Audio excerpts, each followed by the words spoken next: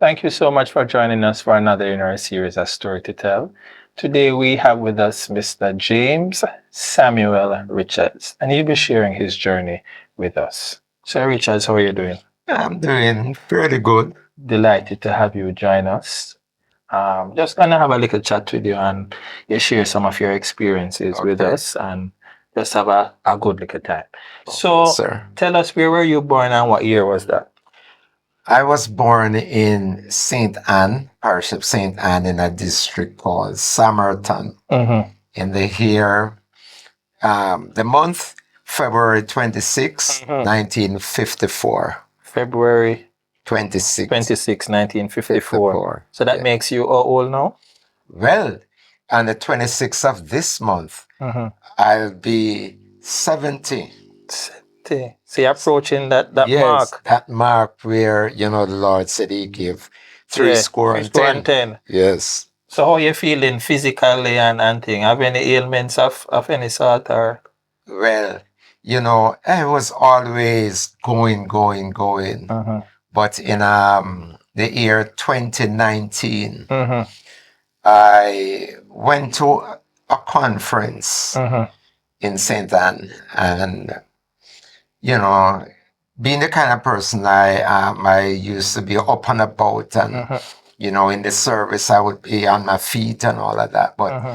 I realized I wasn't like that. So I was Mm-hmm. wondering, when did I get so tired? Mm-hmm. And so I thought it was just tiredness. Mm-hmm. And so I decided I need some rest. But I realized that after coming back home, Mm-hmm. after the conference, Still feel like you're tired. still feel the same way Mm. until I went to the doctor. Mm-hmm. And the doctor checked and said something not adding up. So um, I was referred to another doctor, a urologist. Mm-hmm. And so when I went, I was diagnosed of prostate cancer. What? Yes, prostate So cancer. that is one of And the feeling that you get tiredness. That's one of the symptoms. yeah, that's Mm. what happened. And the doctor said it was aggressive. Whoa. So how you felt about that? Well, Started to think that you don't have much time on the earth. well, the doctor was telling me that, she can't help. Oh my. It's a female doctor. She said, It's too far research gone. has, yeah, it's too far gone and it's aggressive. I can't recommend surgery. Yeah. I can't recommend chemo. Whoa. But So nothing can help at that point. she wanted to recommend, what's the other one they call it? Radiation. Radiation. Yes. But when she told her what is the side effects of the radiation, we decided that I'm not going to do it. Mm-hmm. What are some of the side effects she said? Nausea, vomiting, Mm-hmm. diarrhea, Mm-hmm. And so at that point in time, I was a preacher and still a preacher. Mm-hmm. So I said to myself, I can't be a preacher with diarrhea. Mm. That don't work with preaching. Oh my God. I never thought about that, but you're right. Yeah. So I said, no, I have to trust God. Yeah. So you opted not to do the radiation. Did not to do it. Mm-hmm. So I have not done that. Mm-hmm. And that was from 2019? 2019. So did she give you an idea as to how long you have to live? No, she did not give me. Mm-hmm. But, I really put my trust in the Lord. And I tell you this, the Lord spoke to me on it. Mm-hmm. He spoke to me one night. At that particular time, my wife was very sick also. Mm-hmm. So the both of us were sick. Yeah, battling illness. Yeah, difficult time. Mm-hmm. I have to be up many nights trying to, do whatever for her. Mm-hmm.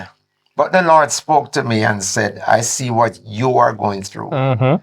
And he made me to understand that when he said you, he's not just addressing me. Mm-hmm. He is addressing the both of us. Yes. Because he sees us as one. Yeah, the two shall become one. That's right. Mm-hmm. So he said, I see what you're going through.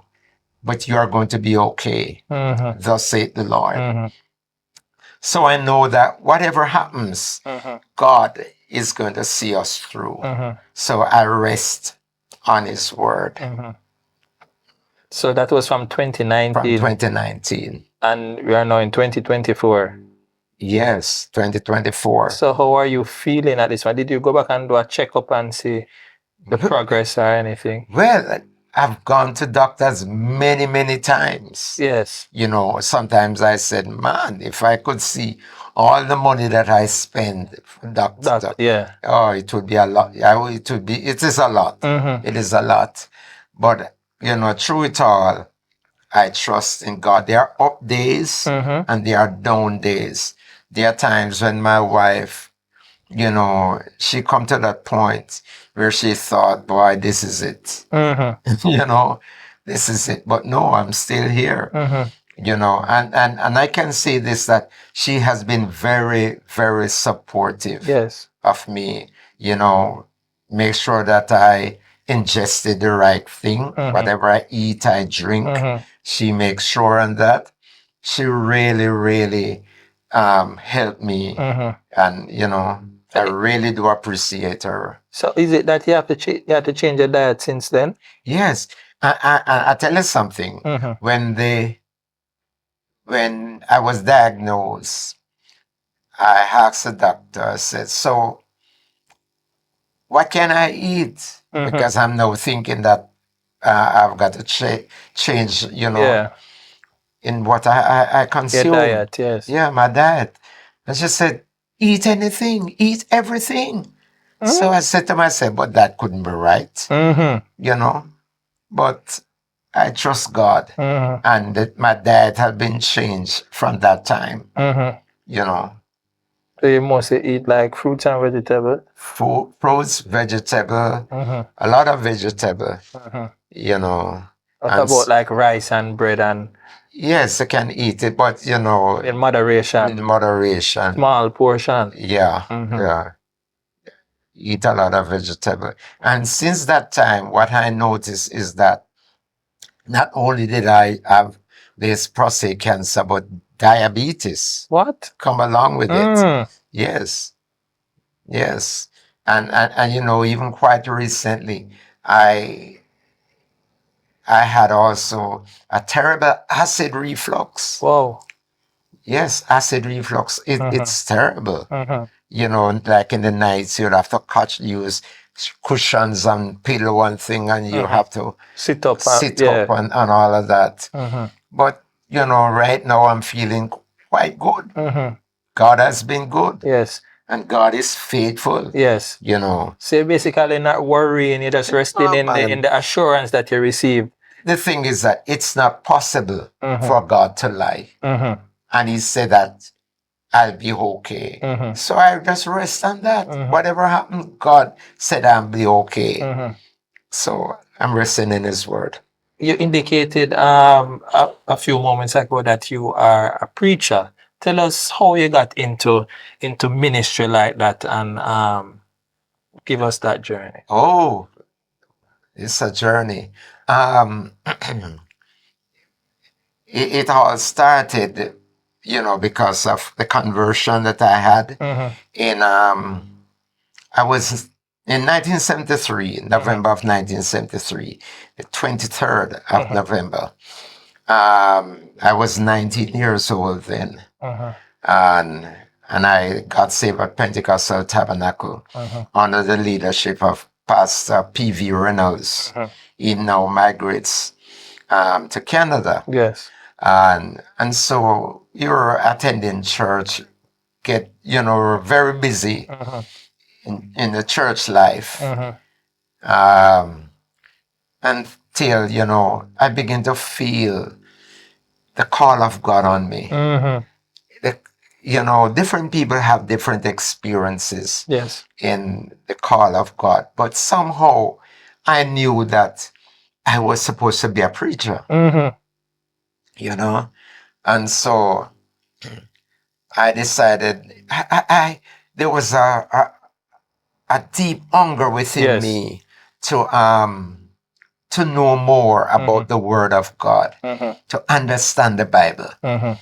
And I take up the Bible, and it's as though I want to weep over it Yes. because not understanding it. Yes. And so I wanted to go to the Bible school, Caribbean Bible Institute. Mhm. The organization, United Pentecostal Church, have this Bible school. Yes.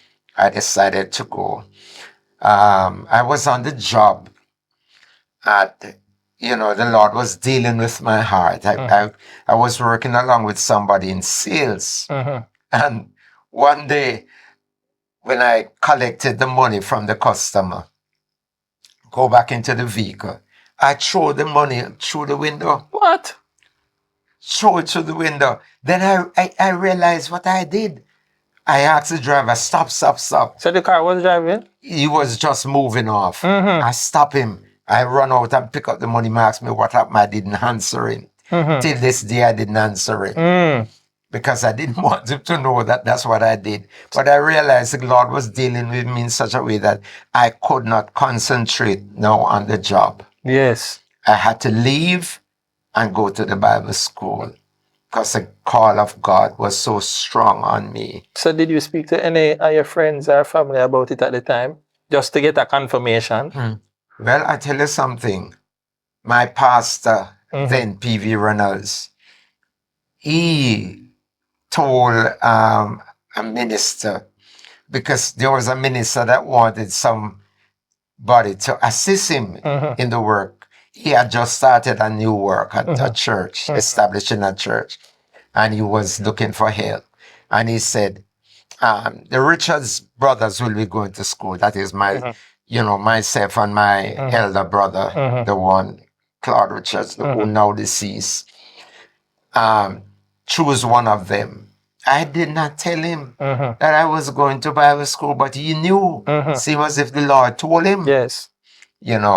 And so we went to Bible school. I think I remember the first time I preached. It was on a bus. How was that experience? Weren't you shy and timid? I tell you, I felt a feelings come over me, not understanding because I've never preached before. And guess who was on that bus? Your wife? She was. But you weren't married at that time. No, I wasn't married Yes, then. say wife to be. Wife to be. This is interesting because she didn't tell us about Her that. sister was there with her too. I don't remember how many of us was on the bus. Yes. But I think that we were on the bus and I encouraged them to sing. And then I just started preaching. The Holy Spirit came on me so strong. Yes. And I just started preaching. That was my first experience. And then, I started going to Bible school. While going to Bible school, I was with this pastor that went to Bishop Reynolds, Pastor Reynolds, for one of us. So I was going to Bible school, but I was assigned now to another church other from Pentecostal Tabernacle, Wyman Street. Yes. And from there now, I would get a lot of experiences. Yes. I would have to preach and all of that. So that's where it really started. And from then you grow now. What is your current status? Are you a pastor now, or are you still traveling assigned to different churches? I tell you something. I went to several churches because with that first pastor that I went with, I spent 13 years with him. Yes. When I was there until I felt a deep hunger within me to reach people, to tell people about Jesus, want to see, I get a real burden for the lost, people who don't know the Lord. And I start to pray. Yes. And I think that prayer moved me from where I was then. Yes. And I felt I need to go back to my home church. I went back to my home church. And when I went back there, at that point in time, the former pastor had gone. It was now Pastor Stewart. He was now the current pastor. So, I went back there. And there was another church that Pastor Stewart was in charge of in the St. Andrew Hills. he had a brother that was going up there. And so he asked me to go and assist the brother. Mm-hmm. And from there, I was there for I don't know how long, Mm-hmm. but I was there until I was assigned. At that time, we had districts. Mm-hmm. We have the Western, Central, and Eastern District. Yes. I was appointed as one of the Eastern District evangelists, Mm-hmm. where I would go out and preach, Mm-hmm. open air meetings, 10 crusades, preach Yes. in churches. The Lord actually had shown me that before. Yes. You know, I went into that. And so I was in that for quite some time Mm-hmm. until after a while now, a pastor was leaving the island Mm-hmm. and needed help. And it's a female pastor in Golden Spring. Yes. And so she went at that time and spoke to Pastor Bartlett. At that time, Pastor Stewart. And he wasn't no anymore the pastor. Yes. Pastor Bartlett was now the pastor. And so she spoke to Pastor Bartlett for someone to come and assist her in her absence. Yes. And so I was recommended. So myself and my wife, we went. Mm-hmm. After being there, you know, until the pastor returned, she wanted for us to stay on. Mm-hmm. So she put the church on fasting Yes. to pray about the situation. So they prayed. But by this, I went back to my home church, Yes. the Pentecostal Tabernacle, Mm-hmm. while they were there praying, Mm-hmm. not knowing that they were praying Yes. and doing all of that. So, you know, I was um, in church one night at Pentecostal Tabernacle. Mm-hmm. And while I was there, sitting on the restroom somewhere there, I couldn't, something came over me that I couldn't, I was not myself. Yes.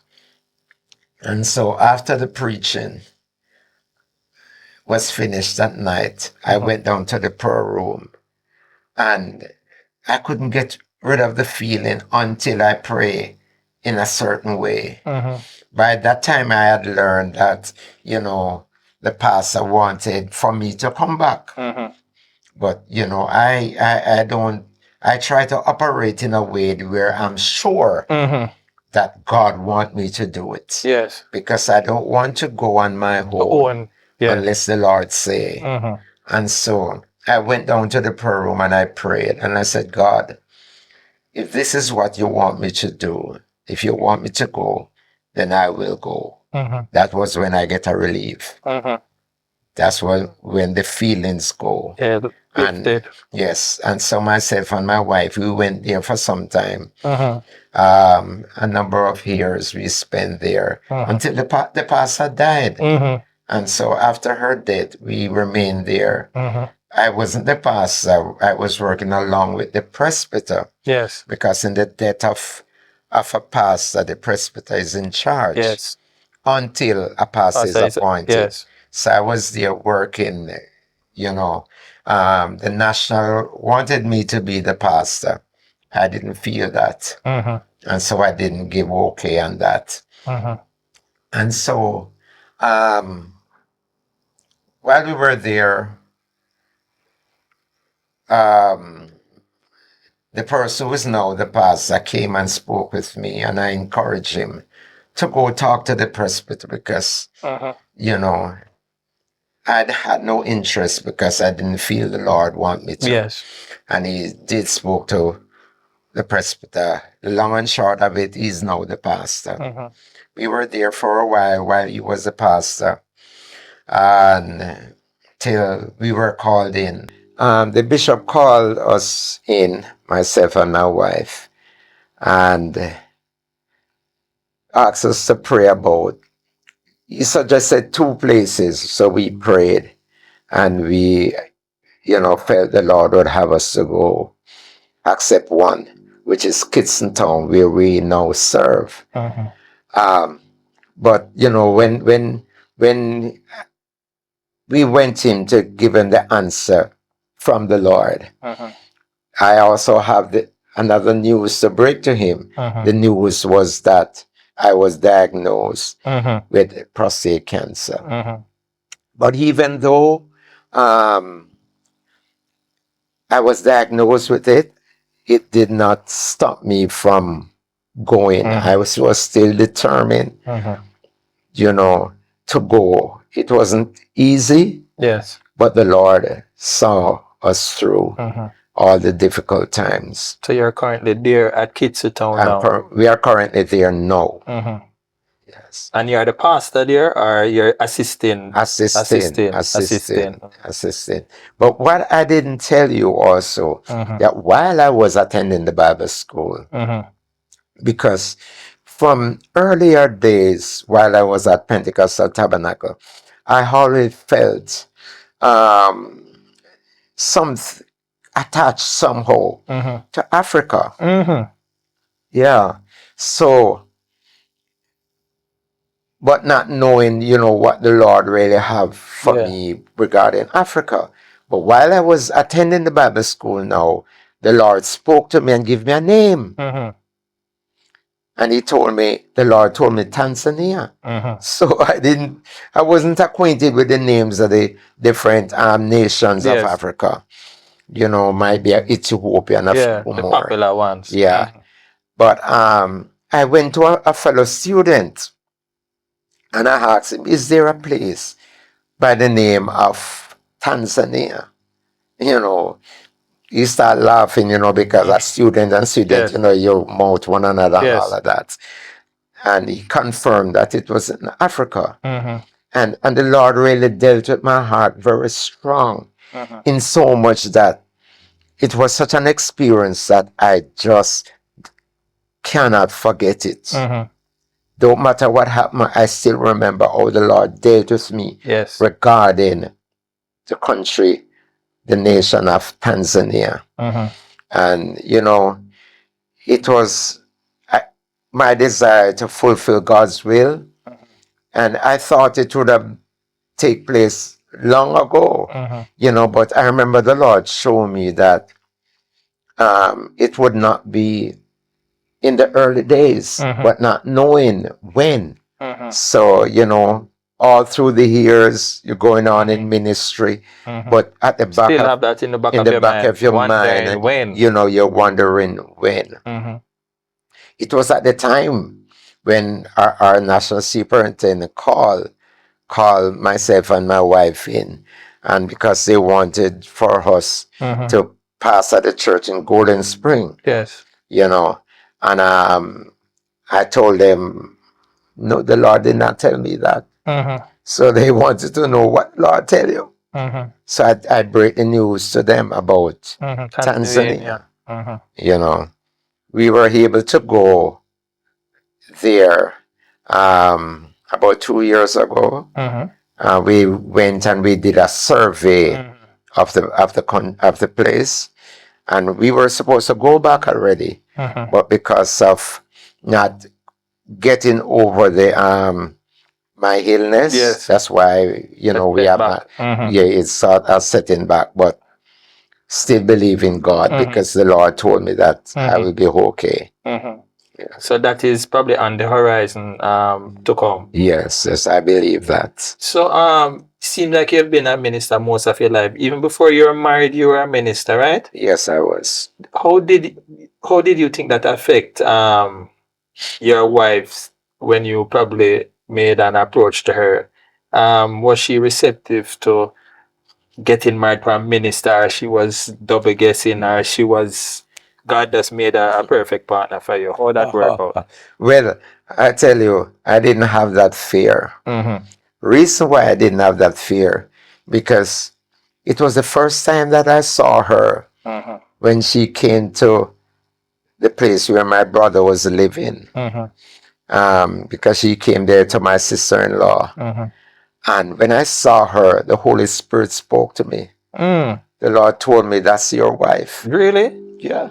Whoa. Yeah. So I knew. But you kept that to yourself? I kept to myself. We were friends for a number of years. And I did not break that news because I know was not ready for it. Okay. So I held it, I keep it. And I knew this is a person. So I didn't have any fear. So when you proposed now, she just accepted. She accepted. So it seemed as if God had prepared the whole thing from way in advance. It seems so. Yes. It seems so. Yes, yes. It seems so. All right, take us back to the early years now, back in Summerton. Tell us about your siblings, how much siblings you had, and your parents' name. Okay. The siblings, it was 7 of us. My mother and my father, my mother Hortense. Yes. And my father Jephthah. Yes. And for us as siblings, they were married? Yeah, they were. So it's Hortense Richards. Yes, yes. For us as siblings, what happened is that we have at least, it was 6 brothers, 1 sister. You can tell me the names of them? Okay. The eldest was Amos. Amos. Next is Wilbert. Wilbert. A sister now, which is Ethelyn. Yeah. And then Liebert. Claude. Myself, James. And the last one is Leroy. And you said earlier that Claude is now deceased. Claude is now deceased. He was sick. Yes, he was. Touch a little bit on Claude and his final part in his illness. How did that affect you guys as a family? Well, Claude was living in Kingston, Spanish Town in the last days.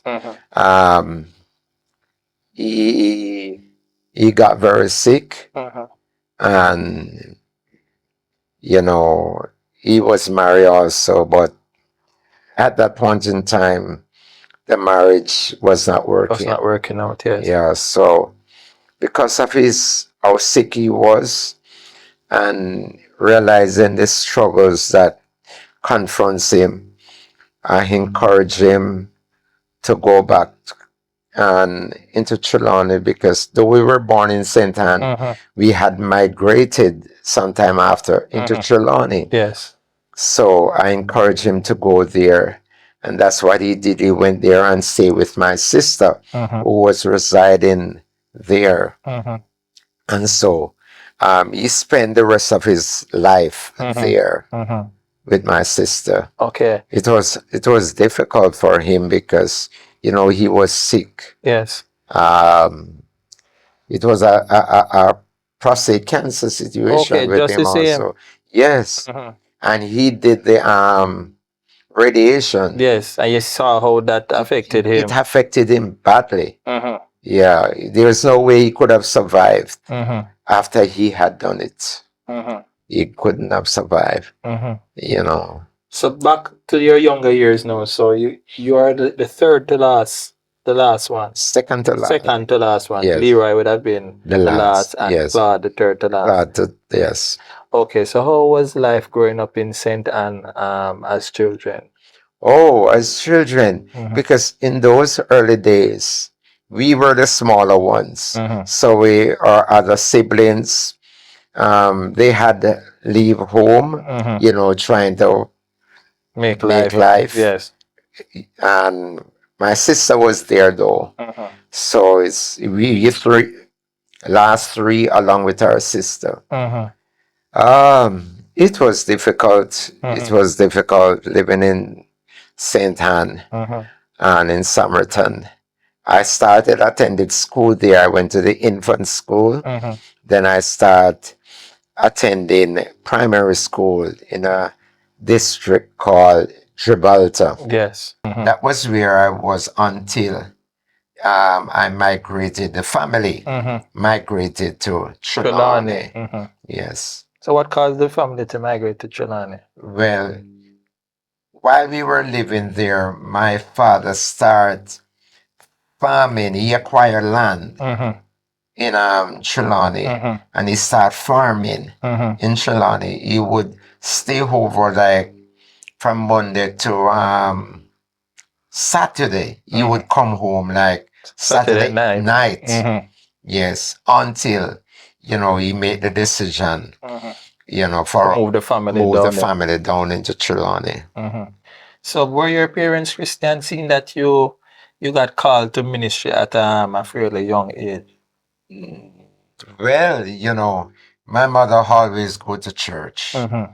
My father, I've never seen him go to church once, but I heard we were told that he was belonging to a certain church. Yes. But I've never seen him go. Yes. But my mother always go to church.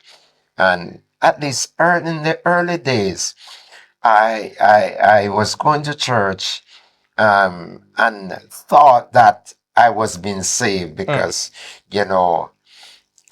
I was told that I'm now saved. Yes. I was baptized, but I've never had the experience that I now have. I'd never received the baptism of the Holy Ghost. So there was no change, Yes. no transformation. So what church you guys and your mom used to It to was go to? a Baptist church. Baptist church. Yes. So that was in St. Anne, just to say. Yes, it was in St. So when Anne you in guys moved to Somerton. Trelawney, you found another church and go to? So when we moved to Trelawney, we had to still attend church. That was a part of us. And so we used to go to the church they call Full Gospel Baptist. And we had to, we go to that one in the morning. And in the evening, we had to go to our father churches and Anglican for Sunday school. So you go to two churches? Two churches in one day. And so that's what it was. So what school you went to when you guys got to Trelawney? Oh, I started to attend Stewarttown Primary. I think it now changed to all age. Yeah. Okay. So you stayed in Trelawney and for about how many years until you eventually came to Kingston? Well, I haven't checked how many years, but I know that I came to Kingston at the age of 11. The age of 11? 11. 11, yes. Because what had happened, during that time being in Trelawney, my father had died. Okay. He was sick? Well, suddenly, I remember the evening, it was raining, and he used something and cover up, and he went into the field to get some yam. And it seemed as if coming out of the heat and going to the cold, he got pneumonia. Yes. He was admitted to the Ulster Spring Hospital, which he never survived. So within a few days, he passed away? Yeah, within a few days, he passed away. So you were about 11, you said? 10 going 11 when he passed? No, I was 9. You were 9 when he passed away? I was 9 when he passed. I migrated from Trelawney into Kingston at 11 because what happened is that my eldest brother was living in Kingston, and the 3 youngest sons we were still with our mother, and so you want to relieve her of some of the responsibility of us boys, and so he took me from her and bring me into Kingston. And that's how you came up? That's how I end up in Kingston. So how did your father's death affected you guys as seeing that you are young children and also your mother? Well, I'll tell you something. When my father died, I remember the evening when we got the message and everybody was crying. I put on a cry. I cried because I thought if I don't cry, it won't look right. Yes, I know the feeling. Yeah, so I had to do a crying too. But that was not when it affected me most. It's afterwards. It's afterwards it affected me most. So, So was the funeral? You cried at the funeral as well? No, I didn't cry at the funeral. I didn't. But that doesn't mean that you loved him any less or anything? No, it didn't mean that. Because you greatly appreciated him as a father. Yes, I did. That was one of the best lessons that he taught you guys as children. And just before you go to that, Mm-hmm. because where he was buried was Mhm. close to the house. Mm-hmm. And then, every time you see the grave, Yes. it hit you Bring so back hard, memories. Mm-hmm. Yeah, it was hard. Mm-hmm. What some of the important things that he taught you guys as children? Uh, what he taught us as children. Uh, well, by the way he lives, Mm-hmm. he set that example to show you that you should work hard for whatever you want, Yes. to be obedient and all of that. I remember once, he was, I don't remember if it was him or his or mother was sending us to the shop Mm-hmm. to purchase something. And I start, uh, make up my Yeah. face, don't want Didn't to want to go. go. Yeah. Yeah. And him say, come on, boy, no worry, go. Feel good. Yes. Not knowing what was Not coming knowing what next. was coming. Man, and he pulled his belt Oh my God. and he gave it to me. My God. Yes, I reached up very quick. My God. So I learned from that, you should be obedient to your Yes. parents. Yes. That was an Yes, important lesson. yes. Mm-hmm. I learned that well. I never did that again. Yes. You learn a lesson right away. Right away. So how did your mother now manage, being a single parent? Yeah, it was difficult for her, Mm-hmm. you know, difficult for her to be able to. But she was a person who would go in the field, Yes. and she would plant things like she can't manage the hard part, like Yes. planting yam and so on, but Mhm. like carrots and Yeah. those, More manageable. catch crop and things, she would plant them, cabbage and so on, and so she would plant those things, Mm-hmm. you know. Was it she who would sell them, or she give it to persons who sell in the market? She, well, sometimes she goes to the market and sell her, Mm-hmm. because I remember going with her Mm-hmm. to A market. few times. Yeah, we were going to market with her. Mhm. So you eventually came to Kingston to live with your brother. Did you do further schooling when you came up to Kingston? No, I did not. Mm-hmm. Um, he wanted for me to learn a trade. Mm-hmm. So he connect me with somebody who had a workshop Mm-hmm. where they make furniture. Mm-hmm. So I was there. But after being there for quite some time, I realized that I wasn't learning the trade, Mm-hmm. as I should. Yes. Because what happened is that within the shop now, there are machineries and all of that. So other people who make furnitures, they would bring their stuff come to cut on the machines, and Yeah. they would charge them for whatever work they do on it, so that they can take it back and build their furnitures. So, I spend a lot of time working on machines, but not building Yeah. anything or So you're doing a learning. lot of cutting, but not the Cutting. real Yeah, not woodwork the trade. real woodwork trade. Mm-hmm. And so when I work it out, and it's dangerous using machines, Yes, you can lose your finger and all of those things. Yeah. Mm-hmm. So I quit it. Mm-hmm. And after a while, I was in sales. We used to go out and sell like box drink. That's where the job that I was in when I started to attend the Bible school, going in ministry and all of that. Yeah. But tell us also now, moving to another aspect of your family, how did you meet your wife and all of that? Oh, as I said, that I saw her, the first time that I saw her was when she came to the house, um, and the Lord spoke to me that she would be my wife. But after that, because being young people, we would move along with each other and all of that, just as friends, and so we just operate that way. But as you had indicated, you had gotten that word Yes, I've gotten that from long word. time. So Yes, you're but just I didn't break it. didn't break I it. didn't share it. So you're just waking on the right. How did you know when it was the right time to make a proposal now? I think it was after I did Bible school, Mm-hmm. finished Bible school. Sometime after, Mm-hmm. you know, I believe that it was a good time then, Mm-hmm. you know. Mm-hmm. So you guys got married in what year again?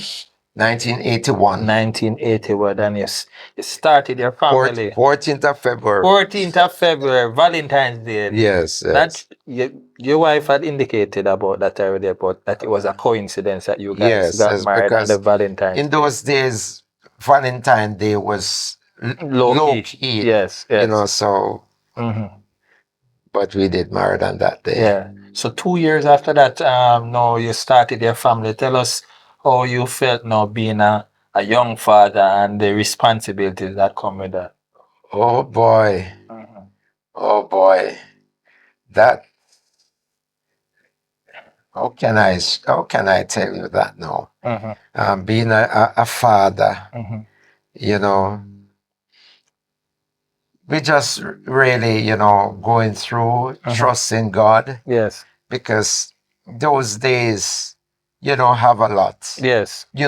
I remember um, because when I came out of sales, Mm-hmm.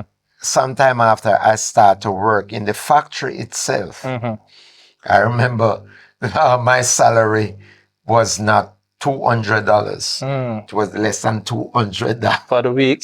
for the week. Yes. Yeah, yeah. But to us those days, it was quite, we Mm-hmm. could survive. Mm-hmm.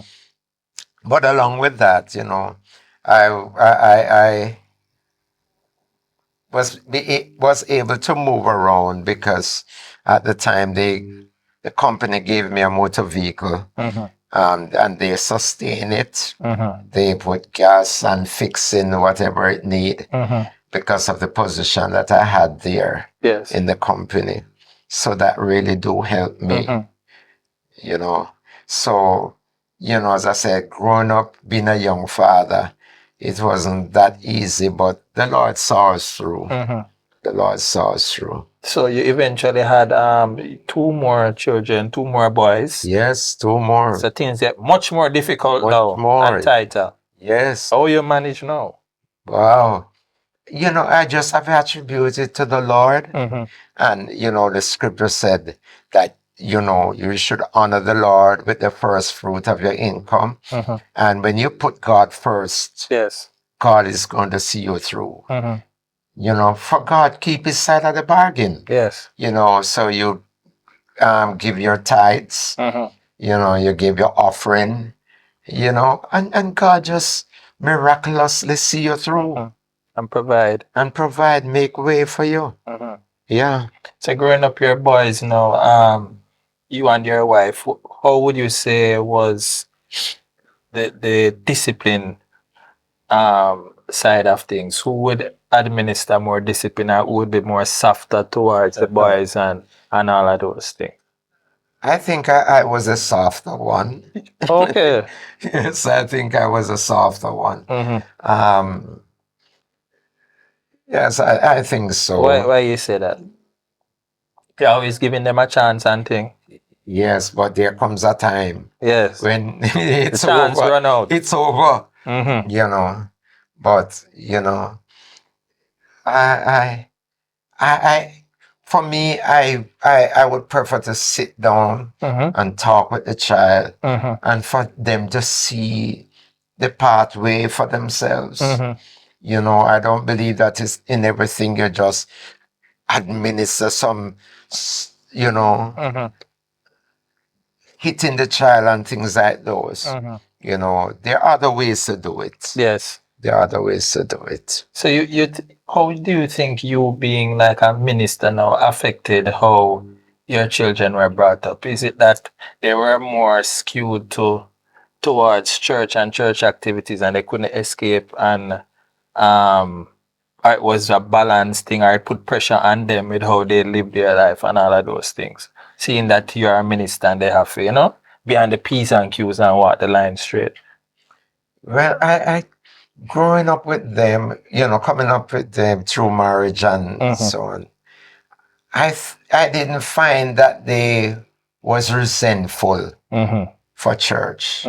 You know, they want their time, yes, as boys and so. Especially, Andrew.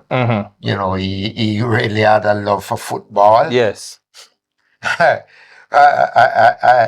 later learned that Andrew would hide his clothes, football clothes, And go to matches and training and thing. and go to church Sunday morning. What? And slip out without anybody knowing and go to football. So what did that when church over you don't see?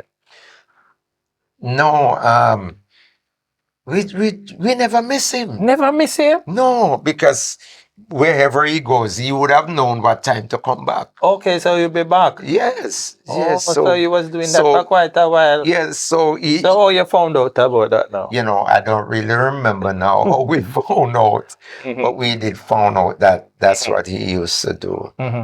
Yeah. So, seeing that you found out now that he had a love for sports and thing, did you encourage him to go further, or you tried to change his mind, or how did that part work out? I think his mother was more concerned, thinking that maybe if he get too deep in it, it would pull him away. I really had a fear also. But we try as much as possible to help them to remain in church. So you didn't really encourage him to go too deep in the football and stuff? Because for sometimes he was still involved in football, but because you can't just, it's not something ungodly that he's doing. So, you can't just say, all right, don't bother with it. Don't, but balance the thing. Yeah.